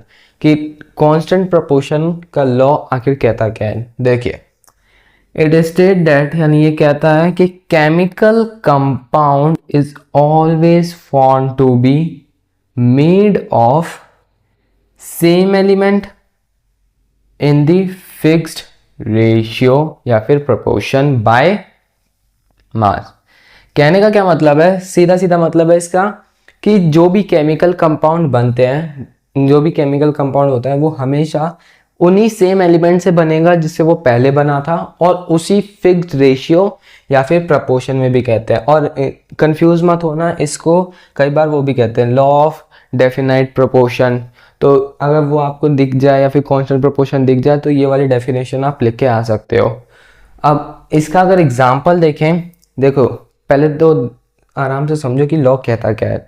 Law साफ साफ कहता है कि जितने भी केमिकल जो आपके कंपाउंड्स बनेंगे वो या तो मतलब जो उसके एलिमेंट्स होंगे हमेशा सेम रहेंगे, और जो उन एलिमेंट्स का रेशियो है वो हमेशा फिक्स रहेगा। एग्जांपल से यहाँ पे ले लेते हैं, जैसे हमने यहाँ पे H2 का एक मॉलिक्यूल लिया है और यहाँ पे H2O के 2 मॉलिक्यूल लिया है। अब इनका हम निकालते हैं रेशियो। हाइड्रोजन का वही, हाइड्रोजन 1 है तो 2 इंटू 2 रेशियो, ऑक्सीजन का एक मॉलिक्यूल तो एटम तो 16, और रेशियो निकल जाएगा 1/8। और यहाँ पे 2H2O में भी 2 मल्टीप्लाई हो जाएगा और मल्टीप्लाई फिर रेशियो कट जाते चीज़ें तो बचता है सिर्फ 1/8। अब आप देख रहे हो हाइड्रोजन का चाहे मैं 1 एटम लूँ या फिर चाहे मैं 2 एटम लूँ, रेशियो मेरा 1/8 ही आएगा। तो यही ये जो कांस्टेंट प्रोपोर्शन का लॉ है वो कहता है कि चाहे आप कितने भी कंपाउंड ले लो या फिर कितना भी ज़्यादा है कितनी भी कम क्वांटिटी ले लो, जो आपका कंपाउंड बनेगा ना वो सेम एलिमेंट से ही बनेगा। जैसे यहाँ पे हाइड्रोजन ऑक्सीजन बन रहा था और 2 मॉलिक्यूल लेने पर भी हाइड्रोजन ऑक्सीजन से ही पानी बन रहा है, तो वैसे सेम एलिमेंट से बनेगा और फिक्स्ड रेशियो या फिर उनका जो प्रोपोर्शन है या रेशियो जो फिक्स्ड रहेगा। नेक्स्ट हमारा जो लॉ है वो भाई बहुत इंपॉर्टेंट है, लॉ ऑफ मल्टीपल प्रोपोर्शन। देखो बच्चे लॉ ऑफ कांस्टेंट प्रोपोर्शन और लॉ ऑफ मल्टीपल प्रोपोर्शन में काफ़ी ज़्यादा गड़बड़ा रहे आते हैं, तो मैं आज डिफरेंस भी बता दूंगा। और लॉ ऑफ मल्टीपल प्रोपोर्शन एकदम ध्यान से सुनना। इट स्टेट दैट, ये कहता है if 2 elements combine to form 2 और मोर कंपाउंड्स, अगर 2 एलिमेंट्स हैं जैसे मान लो कार्बन है और ऑक्सीजन है, अगर वो दोनों दो या दो से ज़्यादा क्या बना सकते हैं, कंपाउंड्स बना सकते हैं, तब क्या होगा, then the masses of one element that combine with the fixed masses of other element are in the whole number ratio। यानी साफ सीधी बात ये कह रहा है कि जब भी 2 कंपाउंड्स होंगे, ये 2 एलिमेंट्स होंगे, जब वो मिलेंगे तो मिलने के बाद क्या होगा, जो भी वो कंपाउंड बनाएंगे, अगर 2 एलिमेंट्स यहाँ पे कह रहे हैं कि 2 एलिमेंट जब मिलते हो वो 2 या 2 से ज़्यादा कंपाउंड्स बना सकते हैं। ऐसे CO मिलके CO2 भी बना सकता है और CO यानी कार्बन डाइऑक्साइड भी बना सकता है, कार्बन मोनोऑक्साइड भी बना सकता है। तो फिर बोला है कि ऑक्सीजन, अब यहाँ पे जो फिक्स्ड मास है, the masses of one element, masses बोला है। अब मासेस क्यों बोला है, क्योंकि एलिमेंट हमारा ऑक्सीजन भी है और कार्बन भी है। तो एलिमेंट मान लो अब यहाँ पे ऑक्सीजन है, क्योंकि ऑक्सीजन की जो मास में वेरिएशन आ रहा है, तो यहाँ पे 32 मास हो गया और यहाँ पे हो गया 16 मास ऑक्सीजन का। तो मासेस ऑफ एलिमेंट, जिस भी मासेस होगा एलिमेंट का, किसके रिस्पेक्ट में, respect to mass of other element, mass other element का जो फिक्स्ड है। जैसे यहाँ पे 12 है, 12 का मैं 24 नहीं ले रहा हूँ, ठीक है, ये हमारा फिक्स्ड है। यहाँ पे कार्बन फिक्स्ड है और ऑक्सीजन वेराइटी कर रहा है, मतलब वेरिएशन दिखा रहा है। तो उनका जो रेशियो आएगा ना वो होल नंबर में आएगा, बस इतना कह रहा है ये लॉ। अब एग्जाम्पल के तौर पे समझ लो, एक हमारे पास कार्बन एटम, एक हमारे पास ऑक्सीजन एटम। कार्बन एटम से हमारा कार्बन डाइऑक्साइड भी बन सकता है और कार्बन और ऑक्सीजन से हमारा कार्बन मोनोऑक्साइड भी बन सकता है, ठीक है। अगर मैं इसका रेशियो निकालूँ तो रेशियो निकलेगा 12/12 रेशियो 32 और इसका निकलेगा 12/16। अगर इस रेशियो का भी मैं फर्दर डिवाइड करके रेशियो निकाल दूँ तो इसका रेशियो निकलेगा 3/8 और इसका निकलेगा 3/4। तो ये सिंपल होल नंबर में रेशियो है। ऐसा नहीं है कि यहाँ पे फ्रैक्शन चल रहे हैं, डेसिमल के पॉइंट चल रहे हैं, ऐसा नहीं होगा। सिंपल नंबर्स, एकदम स्मॉल नंबर्स में और होल नंबर्स में आपकी वैल्यू आएगी जो भी आप रेशियो निकालोगे। तो now next and the most important law, Gay Lussac's law of gaseous volume. ये लोसेक ने एक गैसियस वॉल्यूम का लॉ दिया था। लॉ के अनुसार क्या कहता लॉ कि इट स्टेट दैट, लॉ के अनुसार in a gaseous reaction under the fix temperature and the pressure. ये लाइन आपको जरूर लिखनी है जब भी आपसे पूछा जाए कि लो क्या होता है, गे Lussac's law of gaseous volume की आप डेफिनेशन लिखो तो फिक्स्ड टेम्परेचर और प्रेशर जरूर लिखना, क्योंकि अगर अनफिक्स्ड हो जाएंगे या फिर टेम्परेचर और प्रेशर आपने बढ़ाया घटाया तो जो गैसेस के रिएक्शन है उनके जो वॉल्यूम है वो भी बदल जाएंगे। तो ये प्रोवाइडेड है, ये कंडीशन है कि जो हमारा टेम्परेचर और प्रेशर है वो हमेशा फिक्स्ड रहेगा। तो लॉ के अनुसार एक गैसियस रिएक्शन में, अब गैसियस रिएक्शन क्या होती है? गैसियस रिएक्शन कुछ इस प्रकार की दिखती है, मतलब होती तो वो भी नॉर्मल रिएक्शंस हैं लेकिन वो सारी की सारी जो रिएक्शंस होती है वो गैस में होती है। जैसे आप देख सकते हो यहाँ पे हाइड्रोजन गैस है, क्लोरीन गैस है, HCl भी आपका कई बार गैस मान लेते हैं उसे, एसिड है वैसे तो, ठीक है। फिर बोला गया है यहाँ पे the ratio of volume of gases is in a simple whole number ratio. ये भी वही बात कह रहा है कि जो रेशियो आएगा गैसेस का, जो रेशियो आएगा गैसेस का वो सिंपल, एक तो छोटे नंबर्स में आएगा और होल नंबर रेशियो में उसका, होल नंबर में उसका रेशियो आएगा। अब जैसे आप एग्जाम्पल देखते हैं, एग्जाम्पल है हमारे पास एक रिएक्शन है, गैसियस रिएक्शन है, hydrogen plus chlorine is equals to HCl। अब हाइड्रोजन का मान लो वॉल्यूम 1 वॉल्यूम है। अब 1 वॉल्यूम हमने क्यों माना है? क्योंकि 1 वॉल्यूम में मान लो 1 लीटर भी आ सकती है, 2 लीटर भी आ सकती है, 3 लीटर भी आ सकती है, हम ये वेरिएबल की तरह ले रहे हैं। और क्लोरीन का भी हमने मान लिया 1 वॉल्यूम, क्योंकि यहाँ पे आगे 1 है ना, कोफिशिएंट से ही हम वो करते हैं, क्या कहते हैं, वेरिएबल का हम अंदाज़ा लगाते हैं। जैसे यहाँ पे 1 था कोफिशिएंट तो 1 वॉल्यूम, यहाँ पे 1 था, यहाँ पे 1 वॉल्यूम, यहाँ पे 2 HCl है तो हमने 2 वॉल्यूम, यानी जितना भी हाइड्रोजन का वॉल्यूम होगा उससे डबल वॉल्यूम हमारा HCl का होगा। तो अगर मैं इनका रेशियो निकालूं, तो रेशियो आएगा 1:1:2। तो ये सिंपल रेशियो है, पहले बात तो सिंपल नंबर्स में रेशियो आया है और होल नंबर में रेशियो आया है। सो ये था पूरा लॉज ऑफ केमिकल कॉम्बिनेशंस। और एक और लॉ बचा है जो है लॉ ऑफ एवोगाड्रो, मतलब एक एवोगाड्रो साइंटिस्ट है, उनका भी लॉ बचा है, तो वो भी अब चलो नेक्स्ट स्लाइड में देखते हैं, फिर इस टॉपिक को भी करते हैं समाप्त। सो ये रहा हमारा नेक्स्ट लॉ। नेक्स्ट लॉ क्या कहता है? नेक्स्ट लॉ पहले नाम देख लो आप, नाम है एवोगाड्रो लॉ। अब ये कहता क्या है?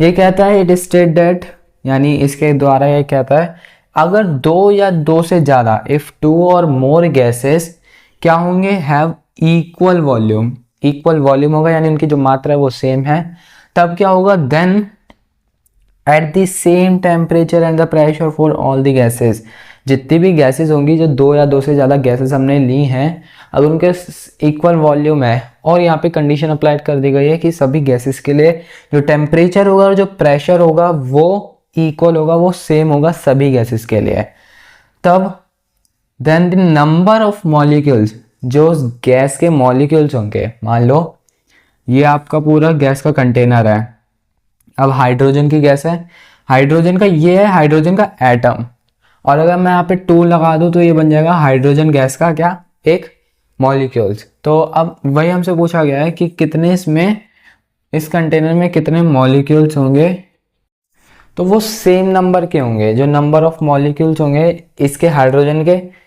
और यहाँ मान लो आप एग्जाम्पल से हमने जैसे लिया था क्लोरीन के, मान लो क्लोरीन के मान लो आप Cl2, यहाँ पे ऐसे ऐसे ऐसे, या फिर ऑक्सीजन के मान लो, ठीक है। तो जैसे ये हाइड्रोजन का कंटेनर है, ये ऑक्सीजन का कंटेनर है, तो अगर इनका जो वॉल्यूम है वो सेम है और जो प्रेशर और जो टेम्परेचर है, प्रेशर एंड टेम्परेचर भी इनका सेम है, तो जो इनके नंबर्स ऑफ मॉलिक्यूल्स की गिनती होगी ना, जो काउंटिंग होगी, इनकी गिनती होगी, जो काउंटिंग होगी वो भी सेम होगी, जो नंबर ऑफ मॉलिक्यूल्स हैं वो भी इनमें सेम होंगे। तो यही कहता है हमारा एवोगैड्रो लॉ। अब ये बताता कैसे है कि कैसे होंगी, जैसे मान लो अगर 1 ग्राम गैस है तो उसमें नंबर ऑफ मॉलिक्यूल्स कितने होंगे, 6.022 इंटू 10 की पावर 23। इसको हम एवोगैड्रो नंबर भी कहते हैं। अब एग्जाम्पल के लिए ले लिया हमने, मान लो कि 2 ग्राम हमारे पास हाइड्रोजन भी है, ऑक्सीजन भी है और क्लोरीन भी है, क्लोरीन गैस है, ये तीनों गैस हमारे पास है और इनका जो टेम्परेचर और प्रेशर भी सेम है।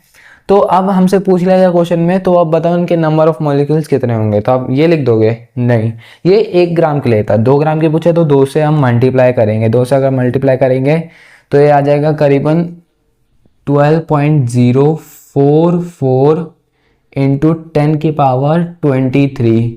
अब देखो ये आंसर ना, यहाँ पे आधा नंबर कट भी सकता है या नहीं भी कट सकता, वो टीचर पे डिपेंड करता है। लेकिन अगर टीचर पे डिपेंड करता है कि वो काट सकता है, तो हमें भाई अपना बिल्कुल, कहते हैं ना, एकदम तीर पे, वो मछली की आंख पे तीर मारनी है। तो वही है, ये जो हमारी फॉर्म है ये गलत फॉर्म है, साइंटिफिक नोटेशन में हमें जो इसकी एक्सपोनेंशियल फॉर्म है उसमें हमें इसे बदलना होगा। तो अगर यह पॉइंट है, मैंने क्या कहा था, जो n होना चाहिए वो या तो 1 या 1 और 10 के बीच में होगा, तो 12 तो होगा नहीं, तो पॉइंट जो है इधर था वो इधर आएगा, तो लेफ्ट साइड शिफ्ट हो रहा है तो एक +1 होगा, तो उसकी वजह से यहाँ पर जो नंबर्स आएंगे वो कितना आएंगे, 1.2044 इंटू 10 की पावर 23 थी ना, 23 अगर इधर करा तो +1 होगा तो 24 हो जाएगा, यह हमारा हो जाएगा आंसर। सो ये क्वेश्चन था इसके रिलेटेड इस लॉ से, और ऐसे ही क्वेश्चन आते हैं, एमसीक्यू में क्वेश्चन आते हैं। बाकी ये हमारा जो लॉज ऑफ केमिकल कॉम्बिनेशन है ये टॉपिक हो चुका है समाप्त।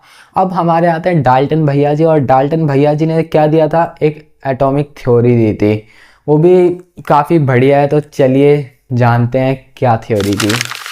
हमारा नेक्स्ट टॉपिक है डाल्टन एटॉमिक थ्योरी, और ये भाई बहुत इंपॉर्टेंट टॉपिक है, किसके हिसाब से, सीबीएसई के हिसाब से भी और नीट के हिसाब से, क्योंकि नीट में भी इससे क्वेश्चन उठ के आते हैं।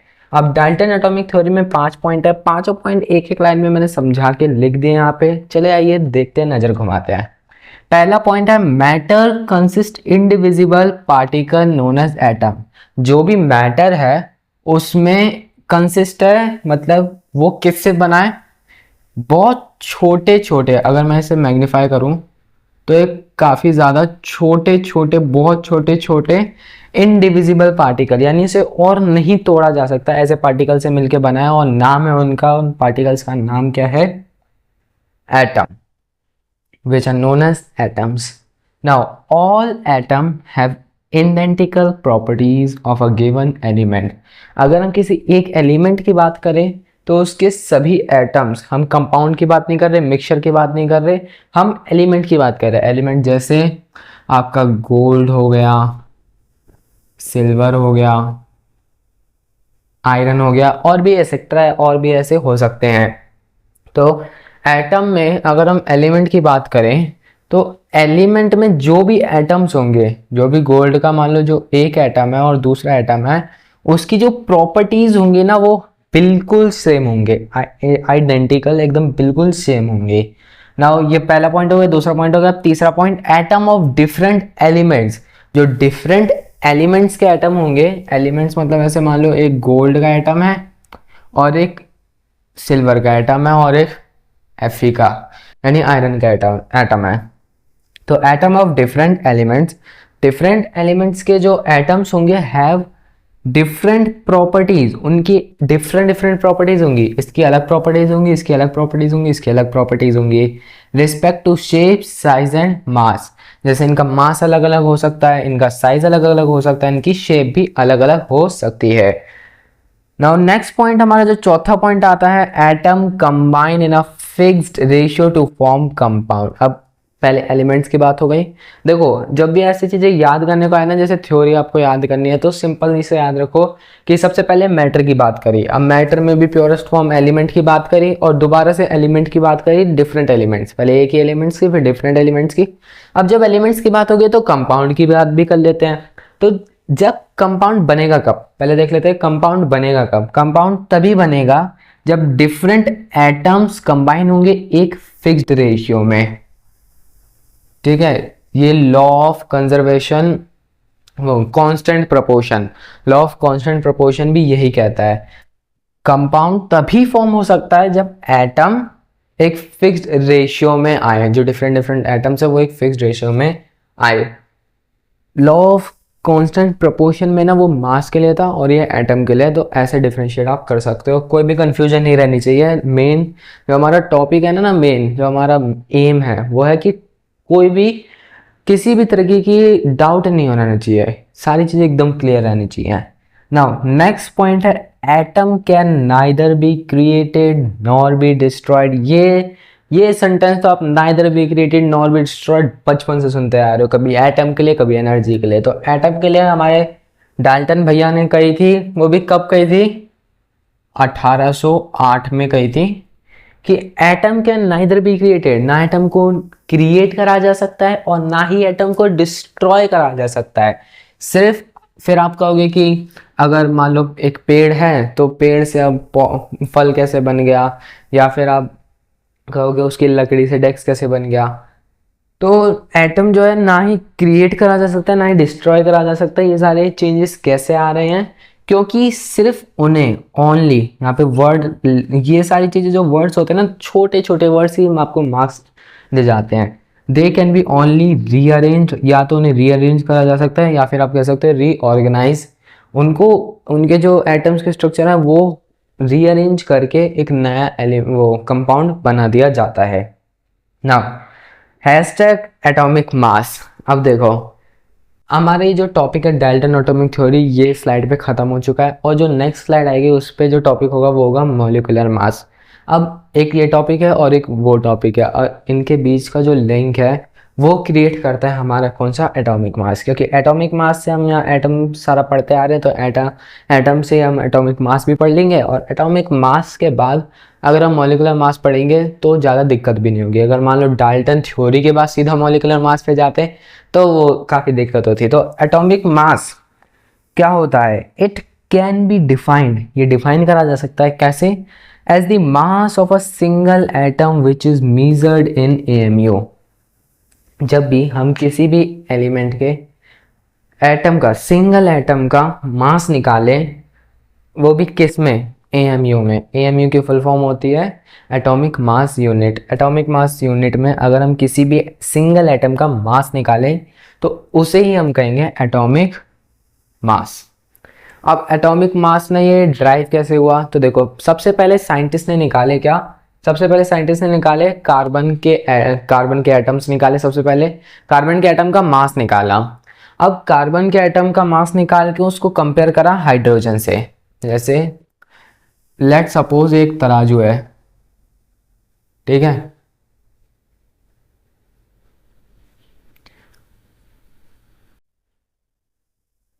अब ऐसे ही नहीं करा होगा, कोई वो भी कोई उनके पास मशीनरी होगी उनसे करा होगा। हम सपोज कर रहे हैं आपको सिर्फ समझाने के लिए। यहाँ पे मैंने मान लो यहाँ पे रख दिए मैंने कितने, 12 हाइड्रोजन के एटम्स, 1 2 3 4 5 6 7 8 9 10 11 12, ये हैं किसके, हाइड्रोजन के। और यहाँ पे एक एटम रख दिया मैंने किसका, कार्बन का। और ये जो मेथड बैठ रहा था ना, ये एकदम इक्वल बैठ रहा था, यानी कार्बन का जितना भी मास होगा वो 12 हाइड्रोजन के मास के बराबर है। मतलब हाइड्रोजन का जो एक पार्टिकल का मास है, अगर उससे 12 से मल्टीप्लाई कर देंगे, 12 हाइड्रोजन के एटम्स का मास इक्वल्स टू 1 कार्बन एटम का मास। तो अगर मैं निकालूं एक AMU की यूनिट, एक एएमयू की यूनिट, तो वो निकल जाएगी 1/12, क्योंकि हाइड्रोजन का जो मास होता है वो होता है 1, तो कार्बन की जो एक एएमयू की यूनिट निकल जाएगी वो निकल जाएगी 1/12 ऑफ कार्बन मास। तो वही चीज़ यहाँ पर भी लिखी गई है, जो एक एएमयू होता है वो 1/12 होता है किसके, कार्बन एटम के मास के। और फिर इसी से ही ऐसे ही करते करते, जैसे 12 यहाँ पे हाइड्रोजन ले लिया है, फिर उसके बाद हाइड्रोजन के बाद जो भी चीज़ें आती जाती हैं, जो क्या कहते हैं उसे, एटॉमिक चार्ट्स में, पीरियोडिक टेबल में जो भी चीज़ें आती आती हैं, ऐसे निकाल निकाल के उनका एटॉमिक मास निकाल लिया है। अब अगर आपसे कोई पूछे कि ऑक्सीजन में कितने कार्बन आ सकते हैं, तो आप कैसे निकाल सकते हो ऑक्सीजन के मास में कितने कार्बन के मास आ सकते हैं। तो सीधा ऑक्सीजन का कितना होता है, 16 होता है, इधर 16 से मल्टीप्लाई कर दो, इधर 16 से मल्टीप्लाई कर दो, तो 16 और 12 16/12। तो आप सीधा कह सकते हो कि एक एटम, एक ऑक्सीजन के एटम में 16/12 मास ऑफ कार्बन एटम्स आ सकते हैं, मतलब मास ऑफ कार्बन एटम, हाँ मास ऑफ कार्बन एटम्स आ सकते हैं। तो हमारा डाल्टन एटॉमिक थ्योरी और एटॉमिक मास दोनों कंप्लीट हो चुका है। अब जो नेक्स्ट टॉपिक है वो हमारा मॉलिक्यूलर मास। तो चलिए चलते हैं अपने नेक्स्ट टॉपिक की तरफ। तो हमारा नेक्स्ट टॉपिक है मॉलिक्यूलर मास। अब देखो, एक ये टॉपिक और एक ये मोल कंसेप्ट टॉपिक, ये इस चैप्टर के बहुत इंपॉर्टेंट टॉपिक्स में से ही टॉपिक हैं, तो इन्हें ध्यान से एकदम सुनना। पहला, molecular mass. It is the sum of atomic masses of the elements present in the molecule. जो भी मॉलिक्यूल है आपको गिवन है, उसके एलिमेंट्स के एटॉमिक मास के जोड़ को ही हम मॉलिक्यूलर मास कहते हैं। एग्जाम्पल से समझते हैं, जैसे आपसे बोल दिया गया कि मीथेन का मॉलिक्यूलर मास निकालिए, यानी मीथेन के एक मॉलिक्यूल का मास निकालिए, तो आप कैसे निकालेंगे, आप करेंगे पहले कार्बन, कार्बन का जो एटॉमिक मास होता है वो कितना होता है 12, प्लस में हाइड्रोजन का कितना होता है एटॉमिक मास 1। अब यहाँ पे हाइड्रोजन के जो एटम दे रखे हैं वो दे रखे हैं 4, इसलिए हम 4 से मल्टीप्लाई कर देंगे, तो जो आंसर आ जाएगा वो बनेगा आपका 16। और जो एसआई यूनिट लगेगी, जो यूनिट लगेगी वो लगेगी ग्राम। तो अगर आपसे पूछे कि मीथेन के एक मॉलिक्यूल का मास बताइए, तो वो होगा 16 ग्राम। सिमिलरली आते हैं H2O पे। अगर पानी का हम देखें तो पानी में होते हैं 2 हाइड्रोजन के एटम, 2 हाइड्रोजन के एटम का मास कितना होगा, एक का 1 और 2 है तो 2 से मल्टीप्लाई कर देंगे, और ऑक्सीजन का 16, तो ये करीबन हो गया 2 और ये 18 ग्राम। एक H2O, एक पानी के मॉलिक्यूल का जो मास है वो 18 ग्राम होगा। अब आते हैं अपने मोल कंसेप्ट की तरफ। देखो, जो हमारा मोल कंसेप्ट है, अगर वो पढ़ने जा रहे हैं तो उससे पहले हमें ये पता होना चाहिए कि मोल क्या होता है। तो मोल जो है वो एक कलेक्टिव यूनिट है। मोल जो है वो एक कलेक्टिव यूनिट है। कैसी, डोजन के जैसी। जैसे आपने जो दर्जन सुना है ना, कि एक दर्जन में, जैसे होता है ना, एक दर्जन में 12 केले आते हैं, वैसे ही जो एक मोल है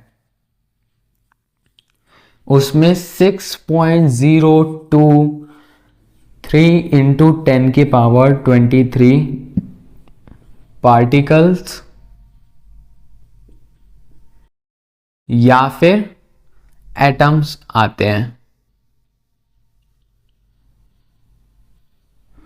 मतलब समझ रहे हो, जो डोजन होता है ना, जैसे डजन की, एक डोजन में 12 केले आएंगे, वैसे ही हमने अब पार्टिकल को एक एक गिनते रह जाए तो भाई इतने सारे जो नंबर्स है ये हम गिन तो सकते नहीं है ना, इनको 2 से 3 से मल्टीप्लाई करके बहुत बड़े नंबर हो जाएंगे। तो उसको इकट्ठा करने के लिए एक कलेक्टिव यूनिट बनाई गई जिसका नाम है मोल।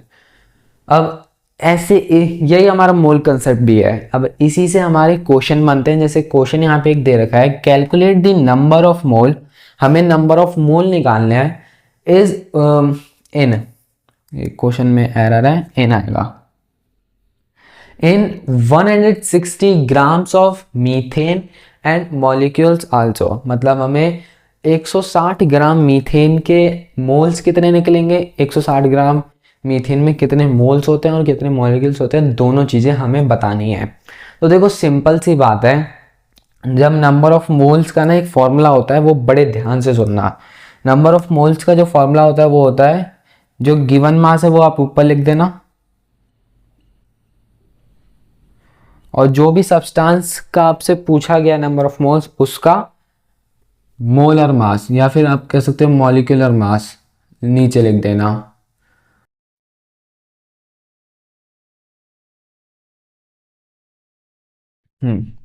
तो इसका गिवन मास पे molecular mass he number of moles निकलता है।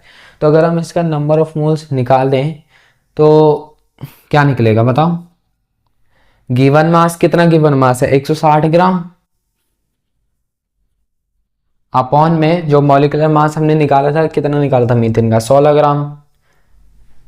तो जो नंबर ऑफ मोल्स निकलेंगे वो कितने होंगे, 10 मोल, 10 मोल।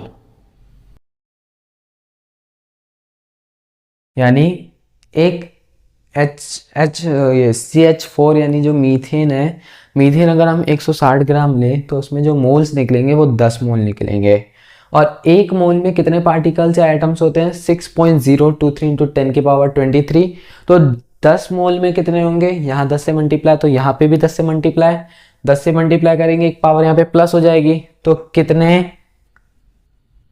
एटम्स या फिर मॉलिक्यूल्स निकलेंगे, जो हमारे मॉलिक्यूल्स निकलेंगे वो निकलेंगे 10। अगर यहाँ पे मल्टीप्लाई हो रहा है तो पावर प्लस हो जाएगी, यहाँ पे बेस सेम होगा पावर प्लस हो जाएगी, तो 6.023 इंटू 10 की पावर 24 मॉलिक्यूल्स। यहाँ पे एटम्स या मॉलिक्यूल्स लिख लेना, वो ज़्यादा बेटर है। ठीक है, एक मोल में इतने मॉलिक्यूल्स होते हैं, तो 10 मोल में इसके 10, इसका भी 10 गुना हो जाएगा। इसका अगर 10 गुना करोगे तो ये नंबर तो वैसा ही रहेगा, अगर इस नंबर में मल्टीप्लाई कर रहे हैं तो हो जाएगा 60.23 इंटू 10 की पावर 23। तो वो सिग्निफिकेंट क्या कहते हैं उस फिगर में नहीं है, सिग्निफिकेंट फिगर कह लो, या फिर साइंटिफिक नोटेशन में जो एग्जैक्ट वर्ड है वो साइंटिफिक नोटेशन है, उसमें ये नंबर नहीं लिखा गया। अगर साइंटिफिक नोटेशन में हमें आंसर लाना होता है तो हम लिखेंगे 6.023, उसे ऐसे ही रहने देंगे, 10 को 10 टू द पावर 23 से मल्टीप्लाई कर देंगे, जो आ जाएगा 10 की पावर 24 मॉलिक्यूल्स। ठीक है, तो ये रहा हमारे, ऐसे ही क्वेश्चन बनते हैं, ज़्यादा कोई कठिनाई वाली बात नहीं है। मॉलिक्यूलर मास से ऐसे ही क्वेश्चन बनेंगे और मोल कंसेप्ट से भी ऐसे ही क्वेश्चन बनेंगे, और बाकी क्वेश्चन की तो अलग से पूरी वीडियोस बनती ही हैं। तो चलते अपने नेक्स्ट टॉपिक की तरफ। नेक्स्ट टॉपिक होने वाला है हमारा परसेंटेज कंपोजिशंस। तो चलिए चलते अपने नेक्स्ट टॉपिक की तरफ। तो चलिए गाइस, अब पढ़ते हैं हम परसेंटेज कंपोजिशन। जी गाइस, आपने बिल्कुल ठीक सुना, अब हम पढ़ने वाले हैं परसेंटेज कंपोजिशन। तो पहली बात, परसेंटेज कंपोजिशन होता क्या है, किसी भी एलिमेंट का अगर हम परसेंटेज निकालने लग जाए उस कंपाउंड में जिसमें वो एलिमेंट फिक्स है, तो उसे हम परसेंटेज कंपोजिशन करेंगे। अभी पता है आपको कुछ समझ नहीं आया होगा, आपको 20% समझ आया होगा, 100% अब समझ आ जाएगा। जब भी आप परसेंटेज कंपोजिशन निकालना चाहते हो किसी भी एलिमेंट का, वो भी उस कंपाउंड में, जैसे मान लो मैं CO2 में ऑक्सीजन का कंपोजिशन निकालना चाहता हूँ, वो भी परसेंटेज कंपोजिशन की, ऑक्सीजन का कितना पार्ट CO2 का मतलब CO2 मान लो अगर 100% है तो उसमें से कितना परसेंट ऑक्सीजन का है, इसी चीज़ को निकालने को हम परसेंटेज कंपोजिशन कहते हैं मेनली। तो उसमें होता क्या है, जो मास है उस एलिमेंट का वो भी उस कंपाउंड में, जैसे ऑक्सीजन का यहाँ पे जो मास होगा वो कितना हो जाएगा, 16 दूनी 32 मास हो जाएगा। और मॉलिक्यूलर जो मास है कंपाउंड का जो मॉलिक्यूलर मास है वो कितना हो जाएगा, 32 प्लस 12 इज इक्वल्स टू 44 और 32, और इंटू 100 कर देंगे। जो परसेंटेज निकलते हैं उसे 100 करने में, मतलब परसेंट को नंबर में कन्वर्ट करने के लिए 100 में से मल्टीप्लाई करते हैं। बहुत कन्फ्यूजन है भाई। तो देखो, जब भी एलिमेंट हम रखेंगे, एलिमेंट का मास रखेंगे, वो भी किसके, जो कंपाउंड में है। अब O2 है तो O2 का मास रखेंगे, O2 का निकाल रहे, ऑक्सीजन का निकाल रहे, तो और मॉलिक्यूलर मास रखेंगे उस कंपाउंड को, उसे मल्टीप्लाई कर देंगे 100 से। ये एग्जाम्पल से समझते हैं। यहाँ पे हमें क्वेश्चन दे रखा है कि परसेंटेज कंपोजिशन निकालो किसका, हाइड्रोजन का, वो भी किस में, मीथेन में। अब सीधा सीधा चलो निकालते हैं। हमें क्या बोला था, हाइड्रोजन का कंपोजिशन निकालना है, तो हाइड्रोजन का हम मास निकाल लेंगे। इसमें मास कितना है, यहाँ पे हाइड्रोजन का जो एटॉमिक मास होता है वो 1 होता है, और यहाँ पे 4 एटम है तो 1 × 4 4 हो जाएगा। अपॉन में यहाँ क्या आएगा, मॉलिक्यूलर मास CH4 का कितना होता है, इसका 4, इसका 12, 4 12 16, और मल्टीप्लाई कर देंगे 100 से। ये हो जाएगा 1/4/100 × 100, और ये हो जाएगा 25%। यानी अगर जो हमारा CH4 है वो 100% है, तो उसका जो 25% होगा ना, वो कैरी ऑन करेगा कौन, हमारा हाइड्रोजन। ठीक है, हाइड्रोजन का एटम उस CH4 के, हाइड्रोजन 4 एटम है ना, तो हाइड्रोजन के 4 एटम उस CH मीथेन के मॉलिक्यूल में से 25% कैरी ऑन, मतलब 25% उन्हीं का योगदान होगा उस मॉलिक्यूल को बनाने के लिए। अब इसी के अंदर एक फॉर्मूला आता है हमारा एम्पेरिकल फॉर्मूला। अभी देखो, अभी तक आपने ना 2 फॉर्मूले पढ़े हैं। पहला मॉलिक्यूलर फॉर्मूला। मॉलिक्यूलर फॉर्मूला क्या होता था, जैसे ये कंपाउंड है, कंपाउंड में जितने भी एटम्स हैं और उनके कोफिशिएंट से मल्टीप्लाई करके फिर उनके एटॉमिक मास से हम प्लस कर देंगे, एडिशन कर देंगे, जितने भी एलिमेंट्स है कंपाउंड में उनके एटॉमिक मास को एडिशन करने के बाद ही हमारा मॉलिक्यूलर मास निकलता है। वैसे कुछ कुछ एम्पेरिकल फॉर्मूला है, लेकिन इसमें जो रेशियो बनता है ना एटम्स का, डिफरेंट एटम्स का, डिफरेंट एलिमेंट्स के एटम्स का एक मॉलिक्यूल के कंपाउंड में जो रेशियो बनता है वो एक सिंपल होल नंबर रेशियो बनता है। अब इसे क्या समझे आप, जैसे अगर बेंजीन सुना नाम, C6H6 10th में पढ़ के आए होंगे, तो मॉलिक्यूलर फॉर्मूला बेंजीन का होता है C6H6, लेकिन अगर वही इंपेरिकल फॉर्मूला पूछो तो ये 6 से 6 कट जाएगा और बचेगा CH, सिंपल। और वहीं पे अगर आपसे पूछे कि C2H6 यानी ये कौन सा है, इथेन है, इथेन का अगर आपसे इंपेरिकल फॉर्मूला पूछे तो ये हो जाएगा C2, ये कट जाएगा CH3 2 3, हाँ, और H2O2 का पूछे तो ये हो जाएगा HO।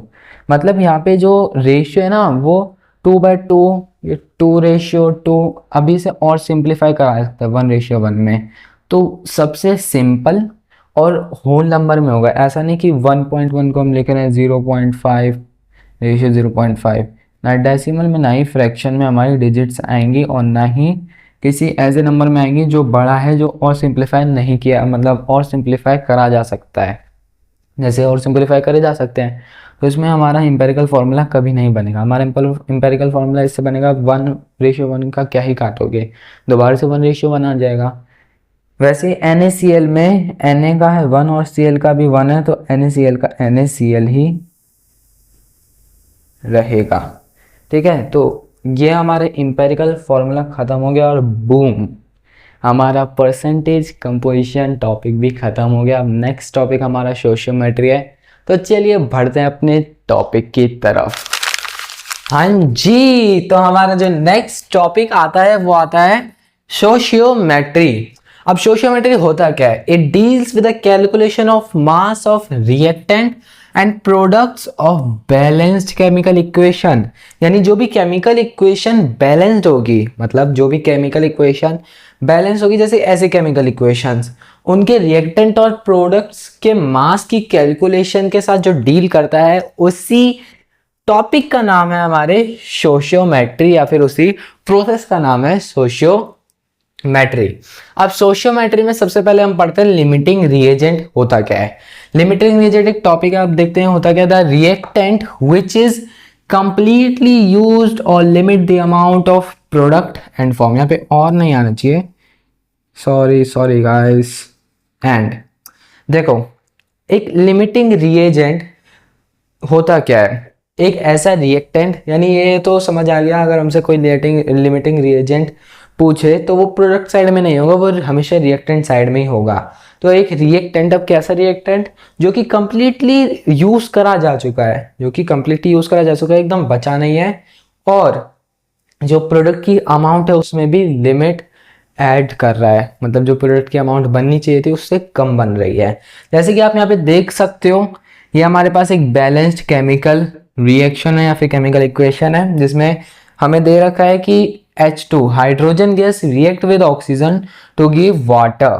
तो हाइड्रोजन अगर हमारे पास मान लो 50 ग्राम है, ठीक है, और ऑक्सीजन 10 ग्राम है, तो हाइड्रोजन के आगे कितना है, 2 है, और इसके भी आगे 2 है, तो पानी कितना बनना चाहिए, पानी भी 50 ग्राम ही बनना चाहिए। जो H2 के मॉलिक्यूल्स होंगे वो भी 50 ग्राम्स ही उनका वो निकलेगा, क्या बोलते हैं, मास निकलेगा, मॉलिक्यूल मास। लेकिन अगर ऑक्सीजन 10 ग्राम है तो 10 यहाँ पे कितना था, 1 था।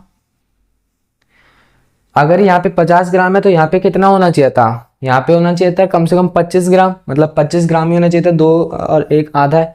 तो अगर यहाँ पे 50 ग्राम है, यहाँ पे 25 ग्राम होना चाहिए था, लेकिन यहाँ पे 10 ग्राम है, जिसकी वजह से अगर यहाँ पे 10 ग्राम है तो यहाँ पे 20 ग्राम होना चाहिए था, और 20 ग्राम यहाँ पर है और 20 ग्राम भी यहीं पे होना चाहिए था, और पानी हमारा बनेगा सिर्फ 20 ग्राम, जो कि बनना कितना चाहिए था हाइड्रोजन के हिसाब से 50 ग्राम, लेकिन बना कितना, सिर्फ और सिर्फ 20 ग्राम। तो आप देख रहे हो यहाँ पे जो ऑक्सीजन है वो भी पूरा यूज हो रहा है, ऑक्सीजन जो है वो पूरा यूज भी हो रहा है, और हमारी जो प्रोडक्ट है उसकी अमाउंट को भी लिमिटाइजेशन कर रहा है, मतलब उसकी भी अमाउंट को कम कर रहा है। तो इसलिए ये जो हमारा है ये है लिमिटिंग रिएजेंट। मतलब लेना कितना था, हमें चाहिए था 25 ग्राम, 25 ग्राम से कम पड़ गया, जो चीज़ कम पड़ जाए वही आप मान सकते हो लिमिटिंग रिएजेंट। अब नाउ नेक्स्ट टॉपिक है हमारा कंसंट्रेशन ऑफ द सॉल्यूशन। इसी के अंदर आता है पहला टॉपिक लिमिटिंग रिएजेंट, और इसके बाद कंसंट्रेशन ऑफ सॉल्यूशन। सॉल्यूशन में अगर मैं कंसंट्रेशन नापूं, कंसंट्रेशन में किस चीज की नापूंगा, एक सॉल्यूशन है,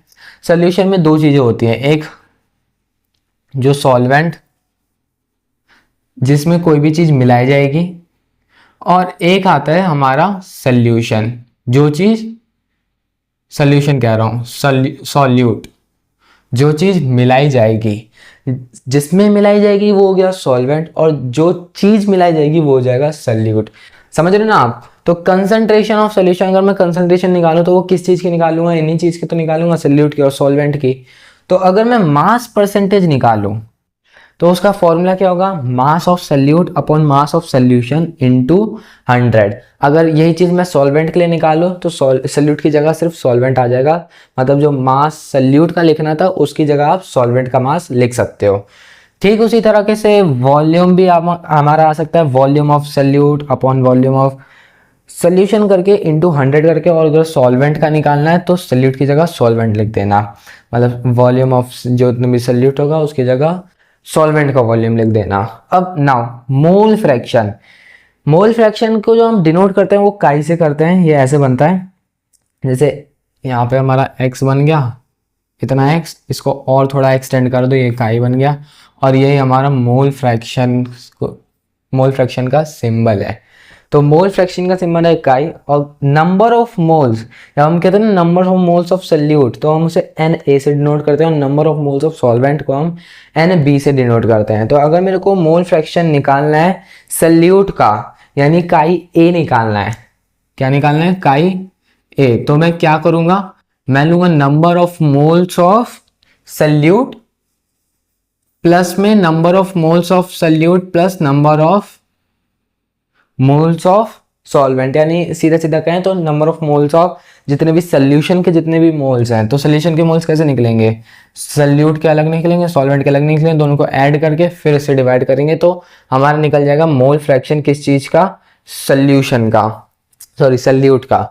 और यहीं पे अगर मैं काई बी निकालूं, यानी मोल फ्रैक्शन ऑफ सॉल्वेंट, तो वो कैसे निकलेगा, NB by Na plus NB। और हमेशा याद रखना जो मोल फ्रैक्शन होगा किसका, सॉल्यूट का और सॉल्वेंट का, उनका जो सम होगा ना वो हमेशा 1 के इक्वल होगा। और इसे प्रूफ भी कर सकते हैं, जैसे मान लो अगर ये वाली जो इक्वेशन है, ये वाला जो पॉलिनोमियल है, और ये वाली जो इक्वेशन है इसको मैं प्लस करूं, तो डिनोमिनेटर सेम है और Na प्लस NB क्या आएगा इधर आएगा हमारा Na प्लस NB अपॉन में डिनोमिनेटर सेम है तो सेम ही रखेंगे और ये कट के क्या आएगा 1। तो ये प्रूफ भी हो चुका है। ऐसे प्रूफ भी आप कर सकते हो अगर आपसे पूछा जाए। फिर इसके बाद आता है मोल फ्रैक्शन के बाद इस पे न्यूमेरिकल्स भी बनते हैं। फिर इसके बाद मोलैलिटी और मोलैलिटी को डिनोट कर जाता है कैपिटल M से और मोलैलिटी को स्मॉल m से। मोलैलिटी में हम number of moles of salute by volume of solution, और वॉल्यूम ऑफ सोल्यूशन हमेशा लीटर में लेंगे, ये हमेशा ध्यान रखना। और मोलैलिटी में number of moles of salute के मोल्स निकाल दे, लेकिन जो मास उसमें लेंगे ना, यहाँ पे सॉल्वेंट मत लगाना। जैसे ऊपर मैंने कहा आपको कि यहाँ पे सॉल्वेंट लगा सकते हो अगर सॉल्वेंट का निकालना हो, यहाँ पे सॉल्वेंट लगा सकते हो अगर सॉल्वेंट का निकालना हो, यहाँ पे भी सॉल्वेंट लगा सकते हो अगर सॉल्वेंट का निकालना हो। लेकिन जो मोलैरिटी और मोलैलिटी निकले वो हमेशा सल्यूट के लिए ही निकलती है। तो volume of solution in litre, अब number of moles of solute upon a mass of solvent. यहाँ पे बस ये एक फर्क पड़ जाता है, सॉल्वेंट यहाँ पे वॉल्यूम ऑफ सोल्यूशन था, यहाँ पे मास आ गया है, मास ऑफ सोल्यूशन, वो भी किस में, केजी में। कई बच्चे होंगे जो ग्राम में लिख देंगे कि सर ने कहा था सिंप्लीफाई यूनिट में लिखना है, लेकिन यहाँ पर ध्यान देने की बात है कि केजी में ही लिखना है। जैसे यहाँ पे लीटर में था वैसे यहाँ पे केजी में ही लिखना है। तो अब देखो इन सारी चीज़ों में ना बहुत सारे न्यूमेरिकल्स बनते हैं, बहुत सारे। तो वो सारे न्यूमेरिकल्स हम कब कवर करेंगे, वो सारे न्यूमेरिकल्स हम कवर करेंगे अपनी नेक्स्ट क्लास में, जो हमारी बनेगी ना क्वेश्चंस वाली क्लास, जिसमें हम एमटीजी के क्वेश्चंस करते हैं, उसी में आपको सारे न्यूमेरिकल्स करना सिखा दूंगा। बाकी अभी थ्योरी पार्ट पे ये चैप्टर पूरा एंड होता है। बचा न्यूमेरिकल पार्ट हम क्वेश्चन से कवर कर लेंगे, यानी मोटा मोटा का है। तो हमारा केमिस्ट्री का पहला chapter some basic concept of chemistry पूरा हो चुका है। और इसी के साथ मैं अलविदा लेता हूँ, मेरे को इजाज़त दीजिए। तब तक के लिए मुस्कुराते रहिए, पढ़ते रहिए। जय हिंद, वंदे मातरम।